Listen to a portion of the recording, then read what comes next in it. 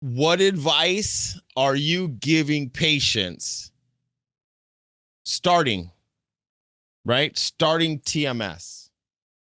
Are you suggesting any changes in life?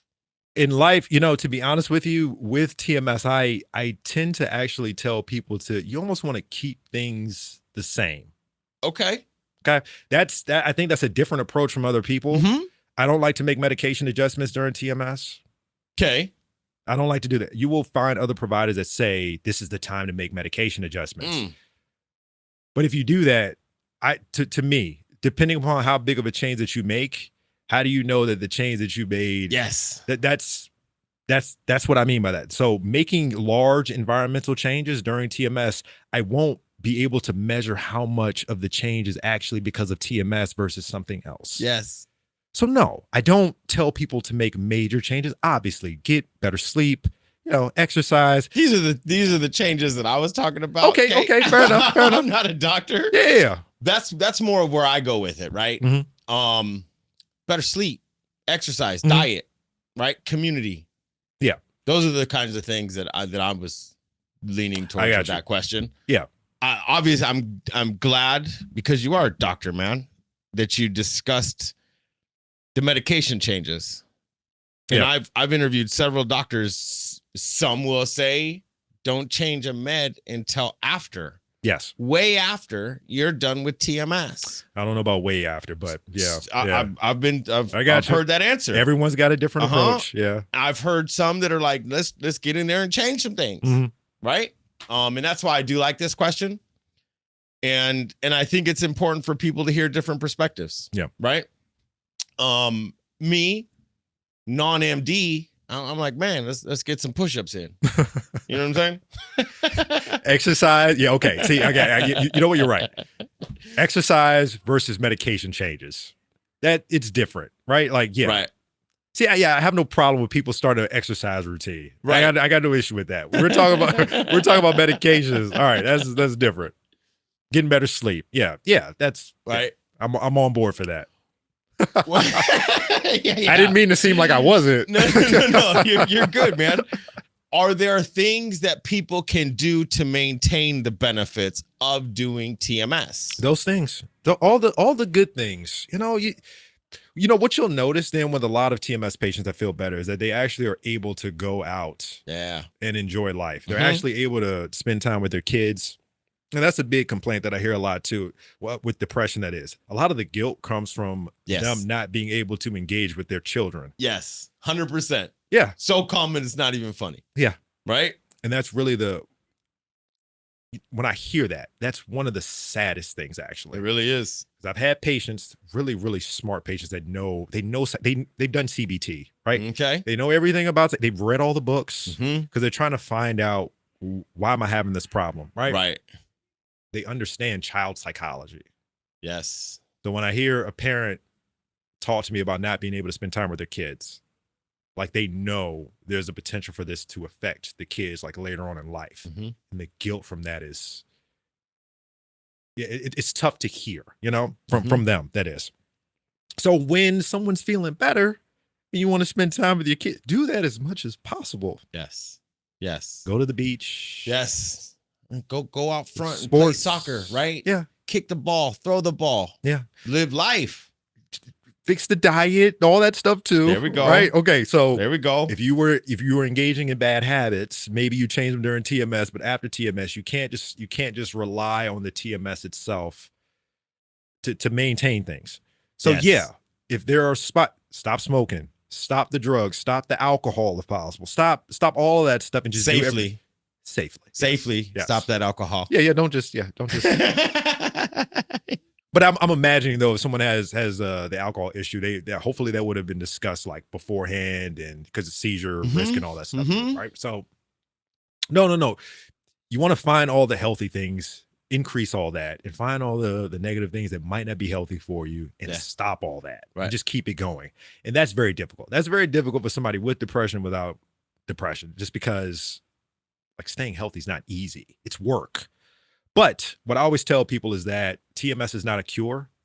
It's just a very, very good treatment. Yes. That's all it is. And I say this too, this is kind of annoying for anyone who has watched my stuff in the past and might be watching this. There's only 2 cures in medicine. There's only 2.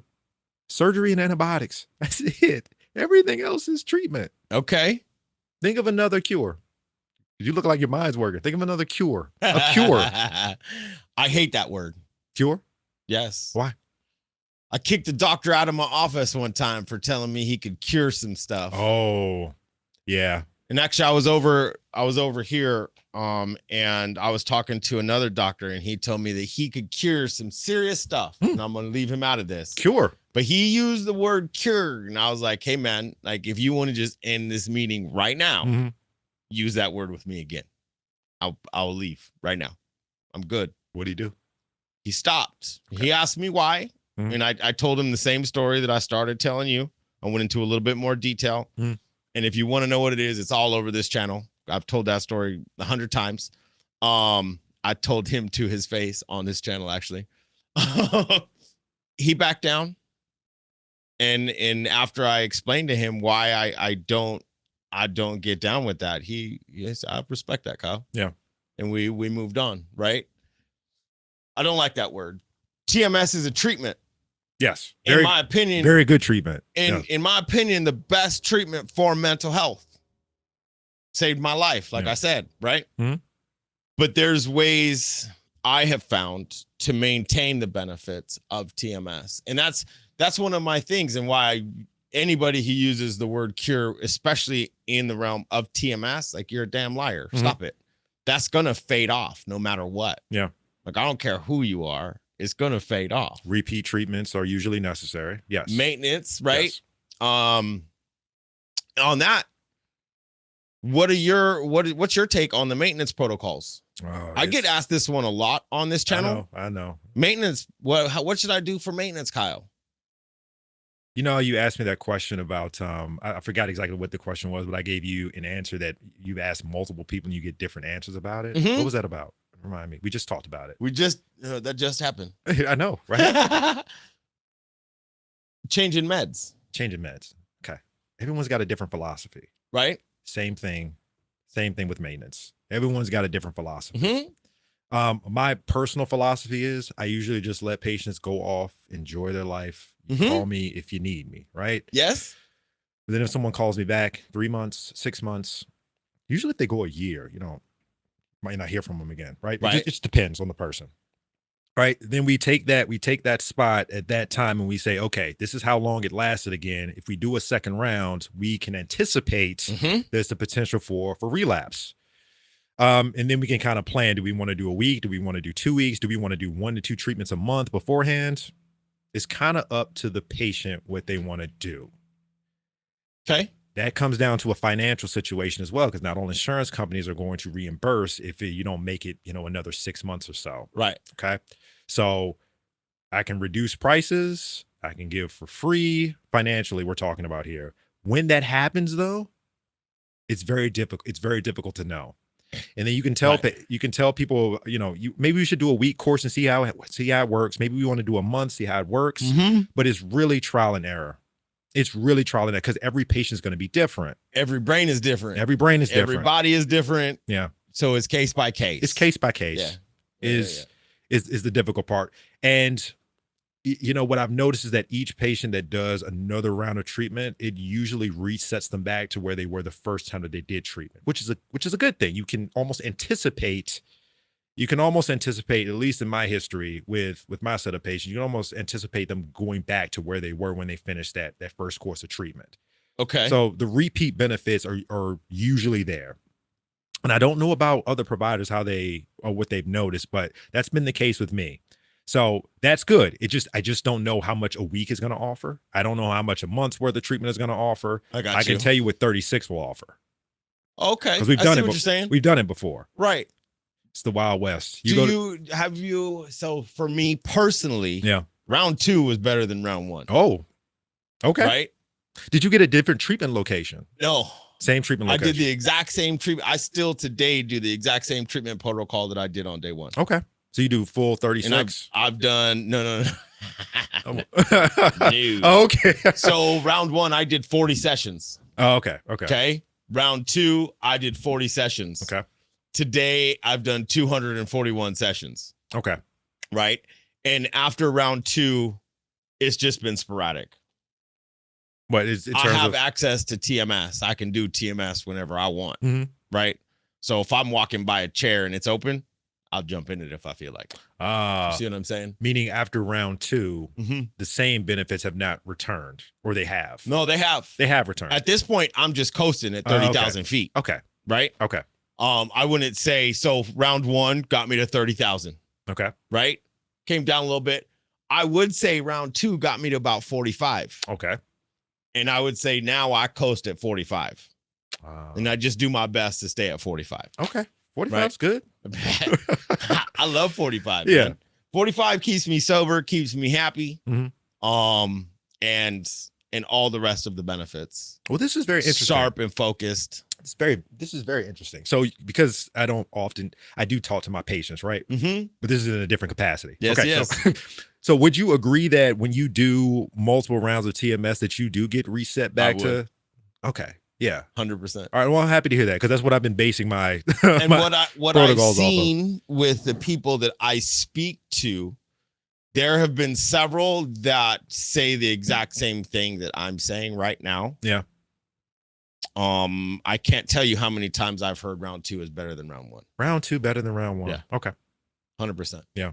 I'm a huge advocate for getting back in that chair, especially if you're down. You know what it feels like to feel okay. Insurance will pay for it.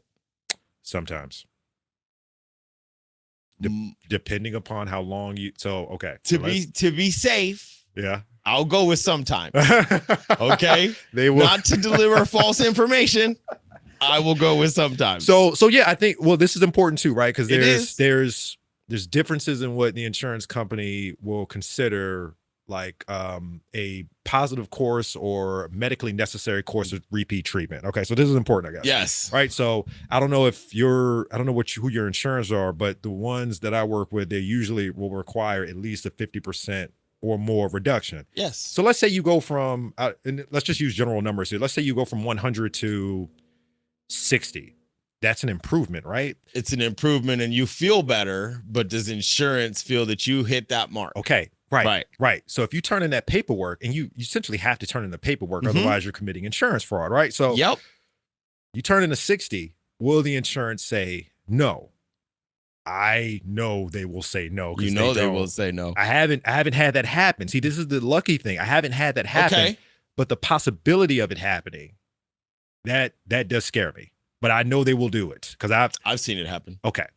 I've seen it happen. So sometimes, okay, sometimes you can get benefit from it. I mean, excuse me. Sometimes they'll cover it if you need repeat treatments. Now, a lot of times they will allow for the repeat treatments if it's greater than 50%, but not every insurance company will. So let's say you make it only 3 months. There's insurance companies that have changed their allowance for a repeat treatment from 3 months to 6. So if it happens within the time frame, they might deny it. Yes. That's what I mean. Like, I get you. There's little things in there. I completely understand what you're saying, and you're not wrong. Yeah. Okay. What I see is most people aren't coming back at 3 months. Yeah. Right? Mhm. The ones I've seen are about 6 months to a year. Yes. And typically, if you're coming back, you dropped 50%. Mhm. You know what I'm saying? Yeah. And now you're coming back up, and you know it. Yeah. And those are the ones that typically do want to do the second round, in my opinion. Yes. Right? Yeah.